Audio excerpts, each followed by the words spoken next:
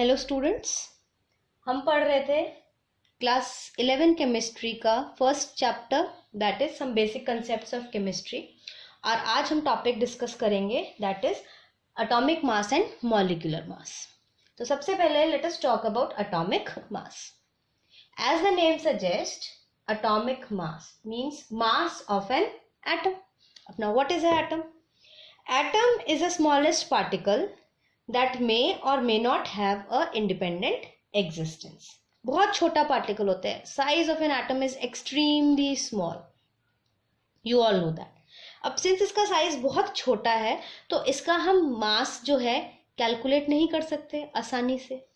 अब लेकिन तो हमें तो लेकिन मास कैलकुलेट करना है एटम का, है ना. We have to find the atomic mass. तो हम क्या करते हैं, वी टेक अ रेफरेंस. तो एक रेफरेंस लिया गया एक एटम का जिसका मास कैलकुलेट करना इजी हो. तो वहां से जो मास आता है उसको बोला जाता है रिलेटिव एटॉमिक मास. ठीक है, that is known as relative atomic mass. जब हम क्या करते हैं, we take an atom of a element as a reference.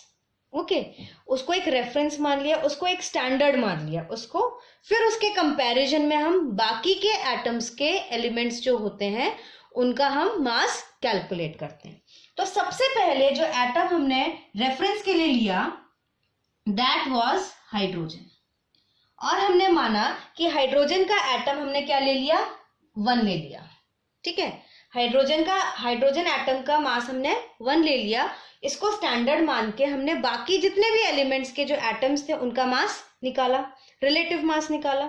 तो अकॉर्डिंग टू दैट हमने एटॉमिक मास को कैसे डिफाइन किया, that the mass of an atom was defined as the number of times it was heavier than the atom of hydrogen taken as 1. ठीक है, अब उसके बाद हमने हाइड्रोजन को रेफरेंस लिया. उसके बाद हमने जो दूसरा element as a reference use किया दैट वाज ऑक्सीजन. और हमने माना कि ऑक्सीजन का हमने जो मास लिया एटम का दैट वाज 16. तो तब हमने क्या किया, mass of an atom can be defined as number of times it was heavier than the atom of oxygen taken as 16. Now later on, ठीक है, later on in the year 1961 carbon 12 was taken as a standard. Carbon के 2 isotopes होते हैं, एक होता है carbon 12 और एक होता है कार्बन 14. आइसोटोप्स क्या होता है, isotopes have the same atomic mass but different atomic number. ठीक है, तो कार्बन 12 हमने लिया as a reference, as a standard. उसके बेसिस पे हमने बाकी सारे एलिमेंट्स के मास को, एलिमेंट्स के एटम्स के मास को हमने डिटरमाइन किया. और this is the one which we follow. This is the present system of atomic mass is based on carbon 12 as a standard. Now the present system of atomic masses is based on carbon 12 as standard. ठीक है, in this system carbon 12 is assigned a mass exactly 12 atomic mass unit. यहाँ पे हमने मास के लिए हम unit use करते हैं that is AMU, atomic mass unit, and all other atoms were given the mass relative to this standard. तो this is the system that we follow now. Present में जो हम सिस्टम फॉलो करते हैं relative atomic masses में, वहाँ पे हम स्टैंडर्ड लेते हैं कार्बन 12. ठीक है, अब 1 AMU क्या होता है, it is equal to the mass exactly equal to 1/12 of the mass of 1 carbon atom. And अगर हम ग्राम्स में देखें तो 1 AMU जो होता है that is equal to 1.66 into 10 to the power -24 grams. Okay, and mass of hydrogen atom जो है that is equal to 1.67 into 10 to the power 24 grams. तो mass of 1 atom of hydrogen क्या हो जाएगा, तो mass of 1 atom of hydrogen that will be equal to 1.67 divided by 1.66 into 10 to the power -24. ये दोनों cancel हो जाएंगे. इनको हम जब कैंसिल करेंगे तो हमारे पास जो रिजल्ट आएगा that will come out to be 1.008 AMU. So this is the mass of one atom of hydrogen, 1.008 am. Clear, समझ में आ गया? अब आजकल क्या है, AMU को भी हमने रिप्लेस कर दिया है. Now AMU is replaced by another unit जिसको हम बोलते हैं U, दैट इज यूनिफाइड मास. अब नेक्स्ट जो आता है हमारा वो आता है अब सिंस हमारे पास आइसोटोप्स इंट्रोड्यूस हो गए थे, तो आइसोटोप्स में एटॉमिक मास क्या है, अलग अलग होता है एटम्स में. Atomic number remains the same but they have a different atomic masses. तो उस केस में हम क्या निकालते हैं, we calculate the average atomic mass. Now next जो आता है that is the average atomic mass.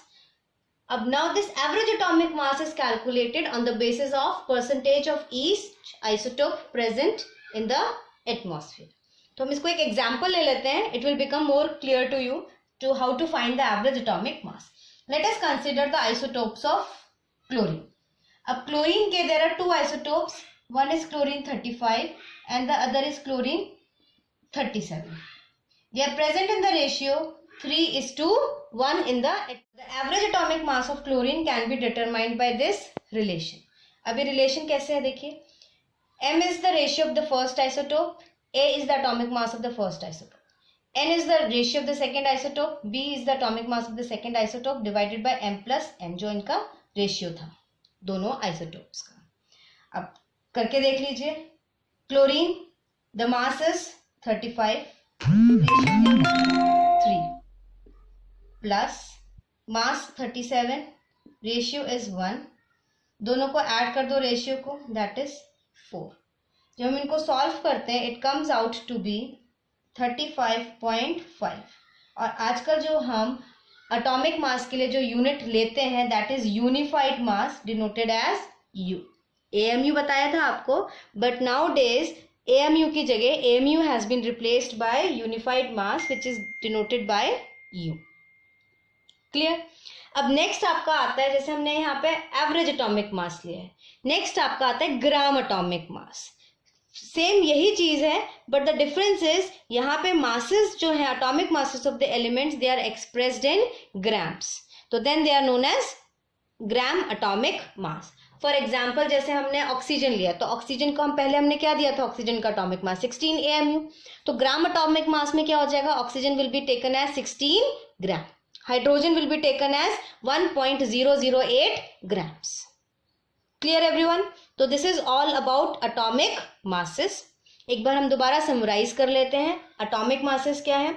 Since atom is very very small in size, atom का मास निकालना बहुत मुश्किल है, ठीक है, it is not easy. तो हमने उसके लिए क्या किया, एक रेफरेंस ले लिया, एक स्टैंडर्ड ले लिया, ठीक है. उस स्टैंडर्ड के बेसिस पे हम एटम का मास निकालते हैं. तो जो प्रेजेंटली जो हम स्टैंडर्ड फॉलो करते हैं, जो स्टैंडर्ड हम लेते हैं that is carbon 12. Then we have since isotopes were introduced later on, तो हमने उसके बाद क्या किया, एवरेज एटॉमिक मास निकाला. And then we have gram atomic masses where the instead of AMU we use grams. The mass is expressed in terms of grams. अब next जो हमारा टॉपिक है दैट इज मॉलिक्यूलर mass.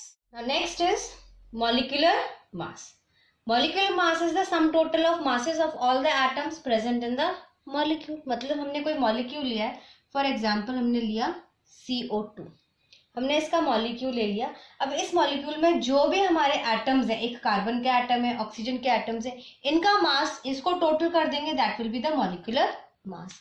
अब कैसे करेंगे, carbon कितने carbon है, 1 carbon है.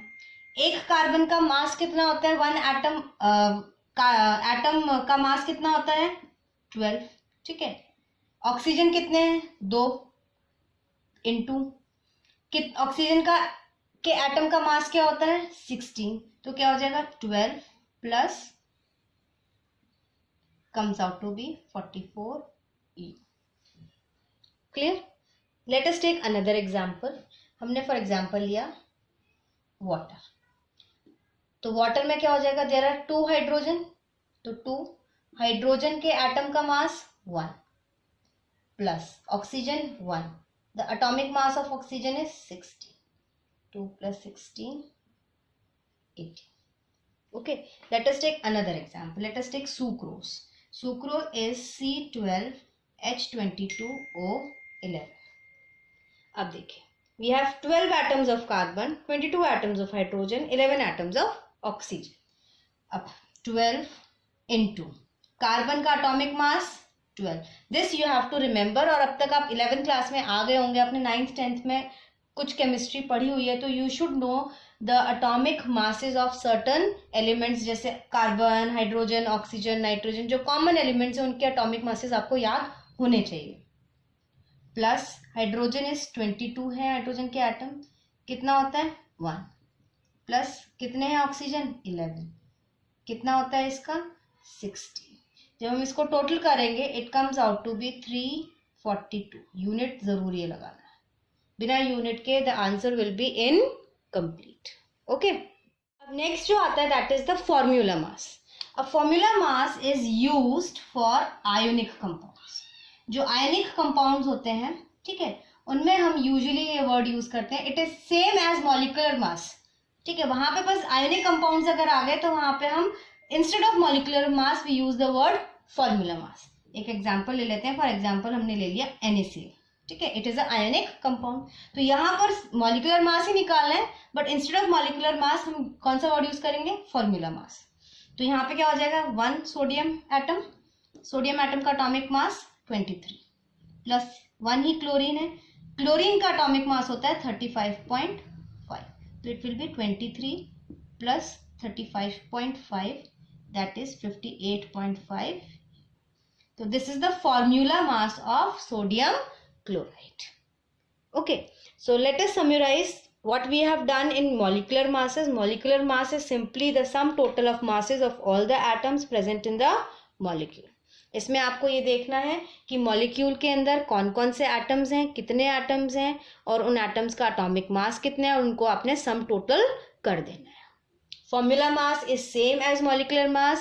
The only difference is we use the term formula mass in case of ionic compounds. Okay.